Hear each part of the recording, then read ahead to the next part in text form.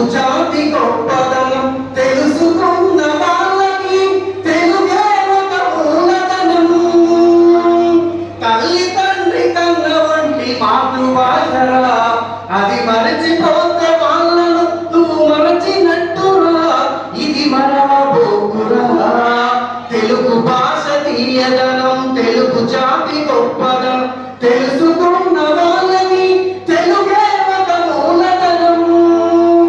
తల్లి తండ్రి నేర్చినట్టి మాతృభాషరా, అది మరచిపోతే వాళ్ళను నువ్వు మరచినట్టురా. ఇది మరవబోకురా. అమ్మా అన్న పదములోనే అనురాగం జనిస్తుంది, నాన్న అన్న పదముతో ఈ అభిమానం చలిస్తుంది. మమ్మీ డాడీలోన ఆ ఆప్యాయత ఎక్కడుంది? అత్త అంటే చాలు మనకు ఆదరణే లభిస్తుంది, మామ అంటే మనకు మనసు లోతుల్లో నిలుస్తుంది. అటి అంకుల్లోన ఆ ఆప్యాయత ఎక్కడుంది? పరభాష జ్ఞానాన్ని సంపాదించు, పరభాష జ్ఞానాన్ని సంపాదించు, కానీ నీ భాషలోనే నీకు సంభాషించు. తల్లిదండ్రి నేర్పినట్టి మాతృభాషరా, అది మరచిపోతే వాళ్ళను నువ్వు మరచినట్టురా. ఇది మరవబోకురా. కొమ్మల్లోన పక్షులన్న తమ పూతను మార్చలేవు, భూమి మీద ఉన్న ప్రాణులు తమ భాషను మరవలేవు.